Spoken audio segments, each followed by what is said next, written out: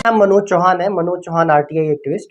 Manoj Chauhan RTI activist, आप विख्यात हैं इस नाम से।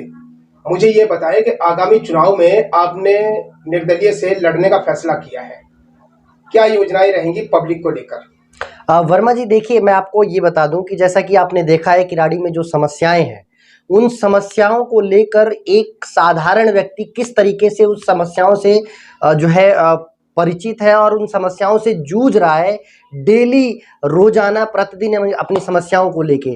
चाहे वो घर से जब टिफिन लेके निकलता है तो चाहे वो सड़कें खराब हो, उसके घर में जब पानी आता है तो गंदा पानी होता है, या अगर साइकिल या मोटरसाइकिल लेके जब रोड पे निकलता है तो उसको यही डर रहता है कि कहीं वो गिर के फिसल ना जाए, वो गिर के उसको चोट ना लग जाए। देश की राजधानी दिल्ली का ये विधानसभा है, किराड़ी विधानसभा। आप सोचिए उस दर्द को कि एक देश की राजधानी, हिंदुस्तान की राजधानी में आप रह रहे हैं, लेकिन आपके घर के नीचे चारों तरफ पानी भरा हुआ है और आपका घर कब ताश के पत्ते की तरह ढह जाएगा आपको पता भी नहीं चलेगा। आप जब जैसे ही पानी आता है, आपकी जितनी भी गंदे नाली की जो पानियां होती हैं वो ओवरफ्लो हो जाती हैं और वो पानी कब आपके घर में घुसने के लिए तैयार रहता है वो आपको नहीं पता चलता। लेकिन आप सोचिए कि ये किराड़ी का असली चेहरा है, जहां पे लोग पलायन करने के लिए मजबूर हैं। आप किराड़ी की गलियों में घूम के जाके देखो, 106 कॉलोनी है किराड़ी में, उसमें से एक भी कॉलोनी ऐसी नहीं है जिसमें पूरी तरीके से रोड बना दिए गए हों, पूरी तरीके से सारी सुविधाएं लोगों को दी जा रही हों। सारे रोड खोद दिए गए हैं, लोगों के घर नीचे चले गए हैं। इतना ही नहीं, जो कूड़े की गाड़ी जो आती थी, रोड खराब होने की वजह से कई जगह पे कूड़े की गाड़ी नहीं जा रही है।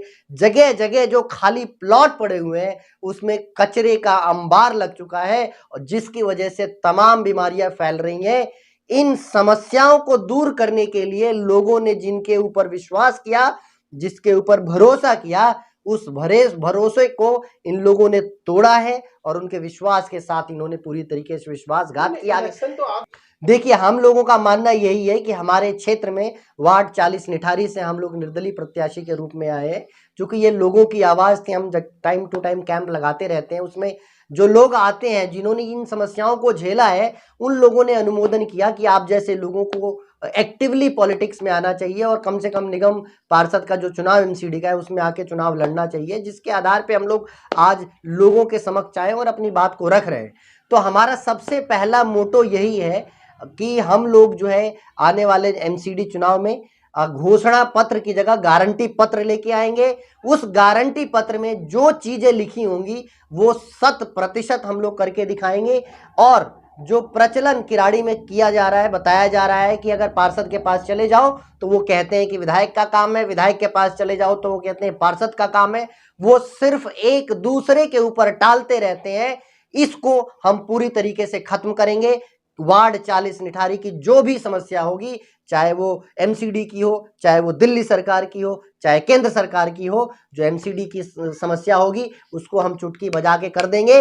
और जो दिल्ली सरकार, केंद्र सरकार की समस्या होगी और उस समस्या को लेके हम सरकार तक जाएंगे और जब तक उन समस्याओं का समाधान नहीं निकलेगा तब तक वहीं पे बैठेंगे और लोगों की समस्याओं का समाधान निकाल के दिखाएंगे। यही हमारी नौकरी होगी। जैसा कि मैंने अभी थोड़ी देर पहले आपको बताया कि गारंटी पत्र, हम लोग घोषणा पत्र की जगह गारंटी पत्र लेके आएंगे और उस गारंटी पत्र में जो मेन मुख्य रूप से जो चीजें होंगी उसमें कुछ बिंदु मैं आप लोगों को बता रहा हूं, जिसमें से मुख्य रूप से जो हमने सबसे पहले अभी वार्ड 40 के अंदर कोई भी पार्क नहीं है और उस पार्क को बनवाने के लिए हमने ऑलरेडी काम करना शुरू कर दिया है। तो ये प्राथमिकता हमारी रहेगी कि बहुत जल्द से जल्द, बहुत कम समय में उस पार्क को डीडीए से जमीन लेके उस पर पार्क का नवनिर्माण करा सके ताकि आसपास के लोग जो है उस पार्क का लाभ ले सकें। इसके अलावा हमारे वार्ड 40 निठारी में आप देखो, निठारी गांव में एक सरकारी स्कूल है। 5 साल के बच्चे करीब 1-1.5 किलोमीटर दूर जो है सरकारी स्कूल में जाते हैं। हमारे आसपास में कोई पार्क नहीं है। Vidyapati Nagar, Inder enclave, phase 1 phase 2 के जो बच्चे हैं वो काफी दूरी तय करके अपना भारी बस्ता लेके जो है स्कूल जाते हैं। तो स्कूल की हमारी प्राथमिकता होगी कि एक नगर निगम का स्कूल बनवा पाए। नगर निगम की जितनी भी औषधालय हैं, जो चिकित्सा सुविधाएं हैं, वो वार्ड के लोगों को दे पाए। ये हम लोगों की प्राथमिक जिम्मेदारी होगी। और जो पिछले कई सालों से, लगभग 3 सालों से हमारे किराड़ी विधानसभा में डीटीसी बस जो है उपलब्ध नहीं है, नहीं चलाई जा रही है, तो इसको हमने लगभग 6 महीने से पीछे काम करते हुए भी आ रहे हैं और आने वाले समय में हम लोग, अगर आप लोगों का साथ रहा और विश्वास रहा, तो डीटीसी बस को पूरी तरीके से सुचारू रूप से चालू करवा के ही दम लेंगे और चालू करवा के लोगों की, महिलाओं को, स्थानीय महिलाओं को इस डीटीसी बस का लाभ देंगे, दिलाने का प्रयास करेंगे। किराड़ी में कुल 5 वार्ड है। वार्ड 40 से तो मैं खैर चुनाव लड़ ही रहा हूँ। वार्ड 41, 42, 43, 44 में सभी वार्डों के लोगों से मैं अपील करना चाहता हूं, मेरे दोस्तों से, मेरे भाइयों से, जो लोग मेरे को प्रत्यक्ष अप्रत्यक्ष सोशल मीडिया के थ्रू वो जो लोग जानते हैं, मैं उन लोगों से हाथ जोड़कर विनती करना चाहता हूं, अपील करना चाहता हूं कि भाई ये मेरी लड़ाई नहीं है, ये आपकी लड़ाई है, ये आपके संघर्ष की लड़ाई है। और हम आप लोगों से यही निवेदन करना चाहते हैं कि आप वार्ड 40 में जो भी आपके पास समय मिलता है, आप वार्ड 40 में आइए।